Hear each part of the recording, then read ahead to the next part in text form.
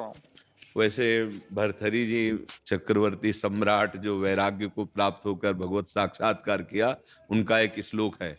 बहुत से वैराग्य प्रकरण के श्लोक हैं। वो कह रहे हैं यावत् स्वस्थमिदं कलेवरम यावच्च दूरे जरा। ए भाई, जब तक तुम स्वस्थ हो और जवान हो, अपने कल्याण के लिए उपाय कर लो। नहीं, जब रोगी हो जाओगे और बुढ़ापा हो जाएगा, तब आपसे भजन नहीं होने वाला। अगर हम तो अपनी प्राकृतिक उदाहरण में बता रहे हैं, एक प्राकृतिक लक्ष्य को हम नहीं भेद सकते क्योंकि हमारा अभ्यास नहीं, हमने जाना ही नहीं। तो अप्राकृतिक चिदानंद भगवान की प्राप्ति और भजन। अब जीवन में जब स्वस्थ थे तो भोगों को भोगा, मनमानी आचरणों में रहे। अब शरीर अस्वस्थ हो गया है, दुख से युक्त है, अब कैसे मन भगवान में लगे? वो आपका ही नहीं, पूरी सृष्टि का है सिद्धांत। कैसे? यावत स्वस्थ मिदम। आग लग गई, अब कुआं खोदना शुरू करो। क्या कहे जाओगे? बुद्धिमान कहे जाओगे? पहले से कुआं की व्यवस्था है, पानी की व्यवस्था है कि अगर आग लगेगी तो हम बुझा देंगे। तो हमने आग को बुझाने की चेष्टा तो कुछ की नहीं, आग लगाने की और चेष्टा की। कामाग्नि, क्रोधाग्नि, लोभाग्नि, मोहाग्नि, ये सब भड़क गई। अब शरीर अस्वस्थ हो गया। अब जो आप कह रहे हो ये आपकी ही बात नहीं, ये लाखों की बात है, करोड़ों की बात है। जब मन प्रभु में नहीं लगाया तो अब लगाना बहुत कठिन है, क्योंकि मन तो तन में लगा हुआ था, तन हो गया दुखी, रोग से ग्रसित। अब कैसे भजन बनेगा?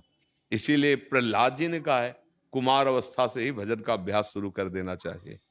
यावत स्वस्थमिदम कलेवरम यावच्च दूरे जरा। भर्तृहरि जी कह रहे बुढ़ापा दूर है, दुख दूर है, शरीर स्वस्थ है, नाम जप कर ले। जवान से जैसे तुम बोल सकते हो, तो ऐसे ही राधा राधा भी तो बोल सकते हो।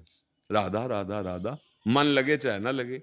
आग को हम प्यार से छुआ दे तो जल जाओगे, अनजाने में छू जाए तो जल जाओगे, आप श्रद्धा से छुओ तो जल जाओगे, क्योंकि उसमें दायिका शक्ति है।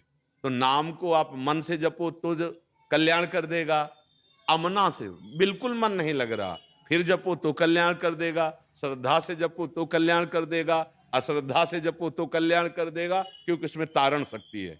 जैसे अग्नि को भाव से छुओ, को भाव से छुओ, आपको जला देगी, उसमें दायिका शक्ति है। ऐसे नाम में तारण शक्ति है। तो इसलिए गोस्वामी जी ने एक चौपाई में कहा भाव कुभाव अनख आलस हु नाम जपत मंगल दिशि दशहु। चाहे भाव से जपो चाहे कुभाव से जपो, यदि नाम जपोगे तो दशों दिशाएं तुम्हारे लिए मंगलमय हो जाएंगी। तो जवान तो काम कर रहे ना, तो राधा राधा बोलने में क्या जाता है? बोलते रहो, भजन हो रहा है, मन लगे चाहे न लगे। अगर राधा राधा कहते हुए शरीर छूट गया तो बढ़िया कल्याण हो जाएगा। और देखो, आपका शरीर तो मान लो दुख से ग्रसित है ही है, सबका ग्रसित है। जैसे मंदिर में कोई ना कोई तो भगवान रहते ही है ना, मंदिर में ऐसे ही शरीर को जानते हो क्या कहा गया शास्त्रों में?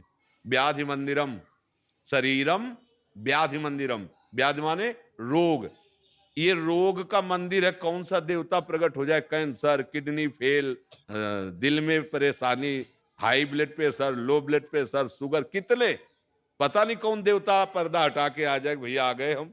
शरीरम व्याधि मंदिरम, और ये अंतिम में नष्ट होगा, मरेगा। इसलिए उपाय ऐसा कर लो जीते जी कि हम ऐसी ऊंचाई पर पहुंच जाए कि शरीर छूटे तो हमें कोई परेशानी ना हो। जैसे हम घर में आ गए, अब गाड़ी नष्ट हो जाए तो क्या परेशानी, और बीच में नष्ट हो गई तो गड़बड़ हो जाएगा। ये बहुत दुर्लभ मानव देह है। नाम जप कर लो, कहीं मन लगे ना लगे, कुछ बने ना बने, राधा राधा राधा, ये अविनाशी है, पराविद्या है, तुम्हारा परम मंगल हो जाएगा। समझ में आ गई बात? हाँ, शरीर तो छोटे छोटे बच्चे चश्मा लगाए हैं, छोटे छोटे, अभी नवीन शरीर, 500 शुगर है। क्या यार लीला हो रही, 500 शुगर, छोटे छोटे ऐसे बच्चों के दर्शन कराए गए तो छोटे भी बच्चे 500 शुगर, क्या जीवन है। अब ऐसा कौन सा शरीर है जो स्वस्थ रह जाए? ऐसा खान पान हो गया, ऐसा वायुमंडल हो गया कि हमारे सबके शरीर देखो जर्जर होते जा रहे हैं। कामनाएं इतनी गंदी हो गई हैं कि संयम से चलना, ब्रह्मचर्य रहना, पवित्र भाव रहना, ये तो सब ग्रंथों में लिखे जैसे समझो। आप सत्संग के प्रभाव से जो धारण कर रहे हो धारण कर रहे हैं। नहीं तो जितना आप ब्रह्मचर्य क्षीण करोगे उतने ही आप कमजोर और रोगी होते चले जाओगे, उतने ही आप नष्ट होते चले जाओ। तुम्हारी स्मृति नष्ट हो जाएगी, तुम्हारा बल नष्ट हो जाएगा, तुम्हारा उत्साह नष्ट हो जाएगा, तुम्हारे अंदर की जितनी सकारात्मक भावनाएं वो सब नकारात्मक में बदल जाएंगी अगर ब्रह्मचर्य नष्ट हो गया।